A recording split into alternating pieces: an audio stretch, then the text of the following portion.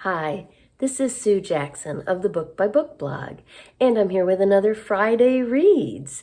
I'm recording a little bit early this week on Wednesday because it's a very busy week. My husband's 70th birthday is Friday. I have a bunch of surprises planned for him, and I think I have managed to keep it all a secret.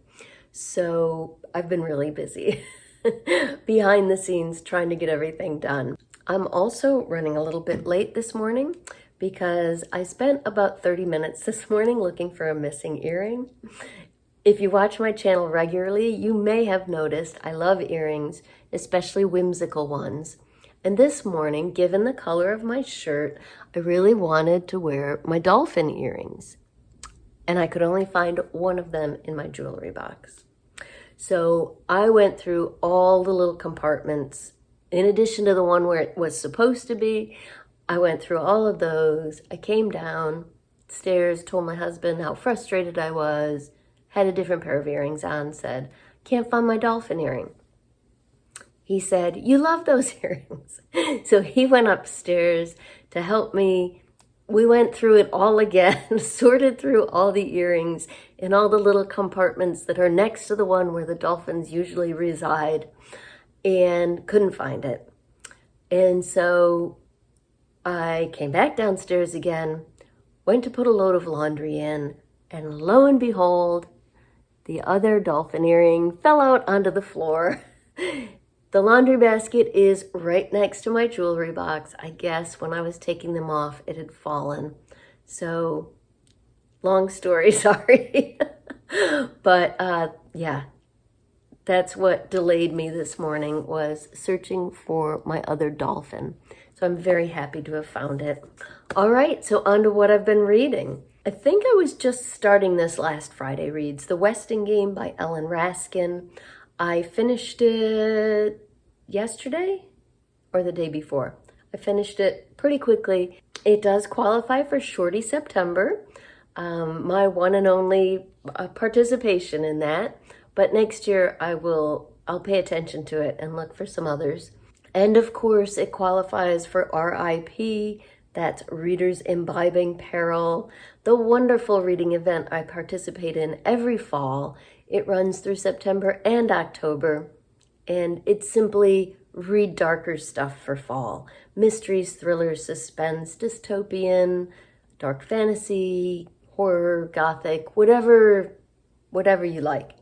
So this is a mystery. It's a mystery that was written for middle grade readers before middle grade readers was actually a label.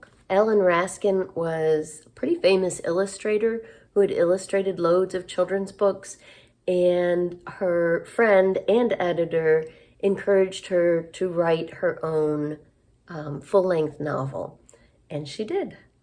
The reason why I read this is because my son recommended it.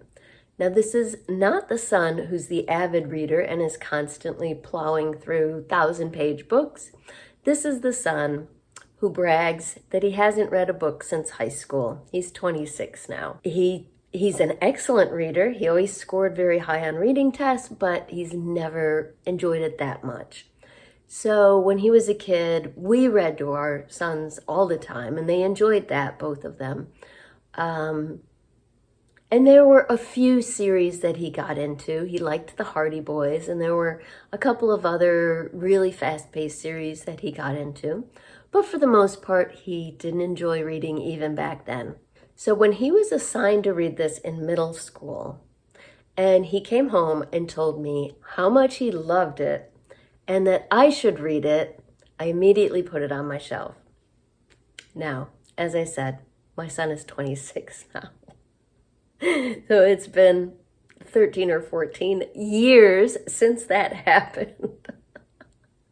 I did tell him when he and his girlfriend came to visit the other day that I was finally reading it. He was happy to hear it. He did remember enjoying it. I've just got way too many books on my waiting to be read bookcase. That's the problem. So anyway, I loved it. It is a wonderful book. It's a mystery with a puzzle in it. At the very beginning, 16 different people are kind of handpicked to live in this brand new, beautiful apartment building. And up the hill from this apartment building is a mansion that is owned by the wealthiest man in town, who mysteriously disappeared a long time ago. So right at the start of this novel, you get to know the people living in this new apartment building, and then they are all called to the mansion on the hill with news that its owner has died and that all of them are potential heirs. But the somewhat eccentric man set up his will so that they have to work in teams, in pairs, and which are assigned in the will, and figure out a puzzle. And they're each given some keywords. So that's the basic premise of this. So it's about these 16 different people set up in 8 pairs, working with each other and trying to keep it secret from the other pairs to try to figure out this puzzle so they can inherit the wealth. It's a really fun, twisty book. It's got a sense of humor. It's got suspense and plenty of unexpected surprises. So I really enjoyed it, and I can see why my son liked it. So the next book I picked up out of my very large pile of possibilities for RIP is Chances Are by Richard Russo. So this is an author that I last year, instead of giving my family a list of specific books to get for me, I gave them a list of authors I've never read before and would like to try. And one of those was Richard Russo.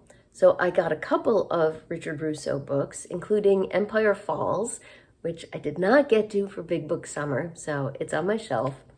And my son picked this one out for me because he read the blurb and saw that it had a bit of a suspenseful plot to it.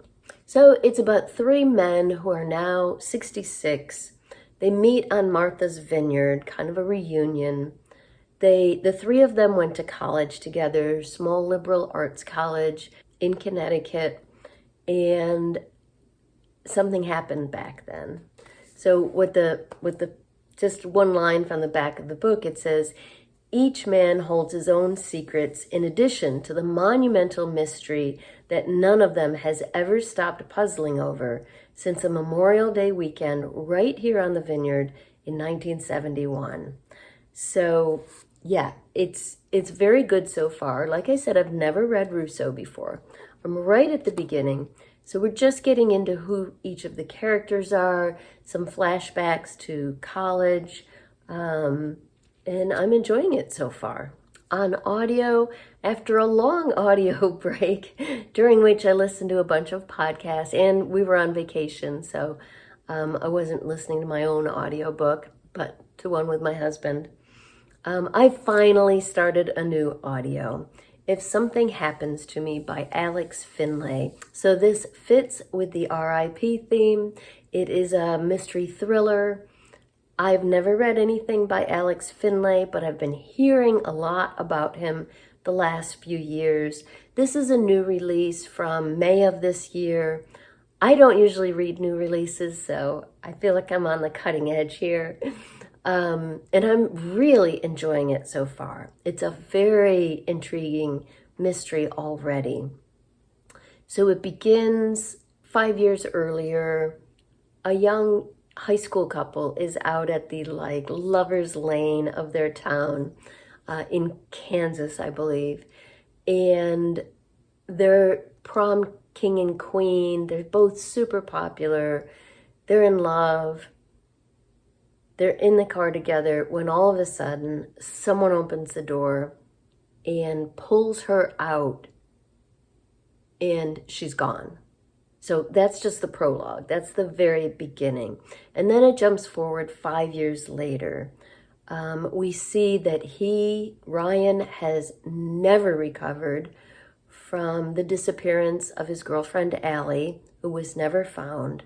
And the police have suddenly found a new clue in the case. So it's excellent so far. It's getting, I love this in a novel. I'm getting perspectives from different characters. The boyfriend, Ryan, who's now in law school, one of the police officers who's from the local town and is helping to investigate, and a couple of other characters that I don't know how they're going to fit in yet. But I'm enjoying it. It's excellent on audio. That's If Something Happens to Me by Alex Finlay. So that's what I'm reading this weekend. Please let me know in the comments down below what you're reading.